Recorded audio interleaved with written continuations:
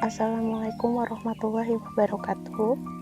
Yang terhormat Ibu Luciana Wulansari, SP MPD, selaku dosen pengampu mata kuliah Filsafat Ilmu, dan teman-teman semua yang berbahagia, izinkan kami dari kelompok 9 yang beranggotakan Hayun Mutmainah, Sofia Novanda, Felina Serliza, Septina Nurul Ismi Muhammad Afifi, dan Mutmainah untuk mempresentasikan hasil diskusi kami, yaitu tentang permasalahan dan pendekatan dalam pengembangan ilmu.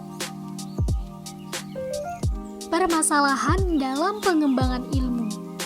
Menurut Dou Liangji, filsafat ilmu adalah segenap pemikiran reflektif terhadap persoalan mengenai segala hal yang menyangkut landasan ilmu maupun hubungan ilmu dengan segala segi dari kehidupan manusia. Cakupan dan permasalahan filsafat ilmu menurut John Rawls. Filsafat ilmu dapat digolongkan menjadi 4 konsepsi, yaitu 1. Berusaha menyusun pandangan-pandangan dunia sesuai dengan atau berdasarkan teori-teori ilmiah yang penting. 2. Memaparkan peranggapan dan kecenderungan para ilmuwan. 3.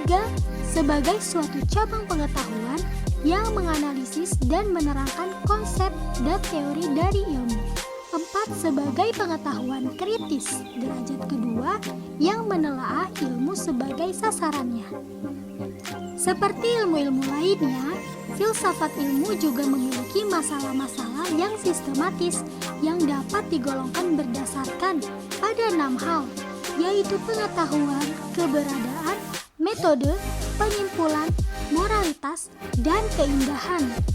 Sedangkan masalah atau problem yang dihadapi filsafat ilmu yang tidak sistematis juga ada 6, yaitu problem epistemologi tentang ilmu, problem metafisis tentang ilmu, problem metodologis tentang ilmu, problem logis tentang ilmu, problem etis tentang ilmu, problem estetis tentang ilmu.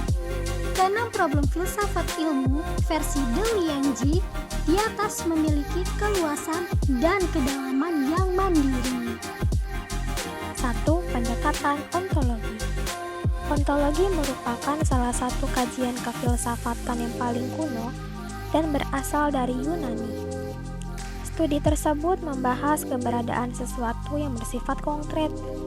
Pendekatan ontologi dalam filsafat muncullah beberapa paham, yaitu paham monisme yang terpecah menjadi idealisme atau spiritualisme, paham dualisme, dan pluralisme dengan berbagai nuansanya merupakan paham ontologi.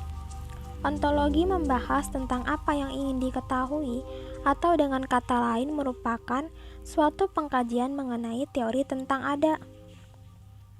Dasar ontologis berhubungan dengan materi yang menjadi objek penelaahan ilmu.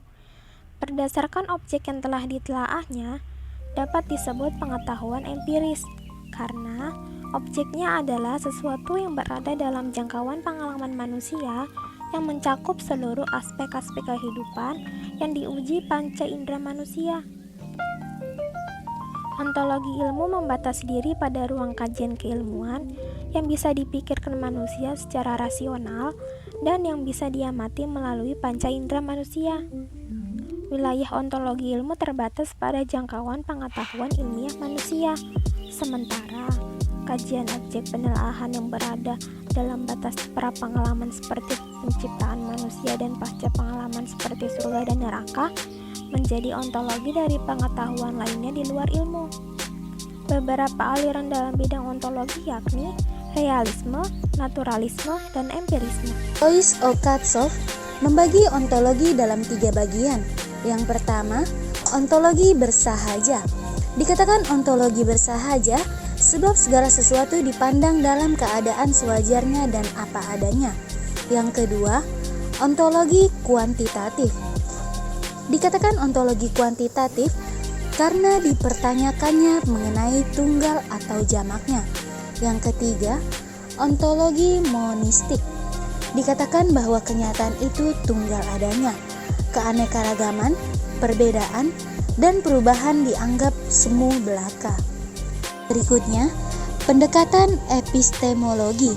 Epistemologi membahas secara mendalam segenap proses yang terlihat dalam usaha untuk memperoleh pengetahuan. Epistemologi adalah suatu teori pengetahuan. Kaitannya dengan filsafat ilmu, logika, dan metodologi berperan penting. Dalam epistemologi yang dibahas adalah objek pengetahuan, sumber dan alat untuk memperoleh pengetahuan, kesadaran dan metode, validitas pengetahuan, dan kebenaran. Epistemologi berkaitan dengan pemilahan dan kesesuaian antara realisme atas pengetahuan tentang proposi, konsep-konsep, kepercayaan dengan realisme tentang objek yang tersusun atas objek real, fenomena, pengalaman, data indera, dan sebagainya. Pendekatan aksiologi. Aksiologi, ilmu membahas tentang manfaat yang diperoleh manusia dari pengetahuan yang didapatkannya. Tidak dipungkiri bahwa ilmu telah memberikan kemudahan-kemudahan bagi manusia dalam mengendalikan kekuatan-kekuatan alam. Permasalahan aksiologi terkait hakikat ilmu itu sendiri, yakni tentang netralitas ilmu dalam hubungannya dengan penerapan praktis ilmu di masyarakat. Suatu ilmu sah dibenarkan sebagai ilmu apabila memiliki sifat atau ciri-ciri sebagai berikut. Yang pertama, memiliki objek atau pokok soal, yakni sasaran dan titik pusat perhatian tertentu.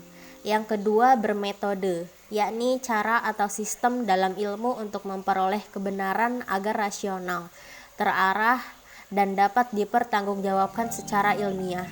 Yang ketiga, bersistem, mencakup seluruh objek serta aspek-aspeknya sehingga saling berkaitan satu sama lain. Yang keempat, universal, kebenarannya berorientasi sifat keumuman bukan tunggal.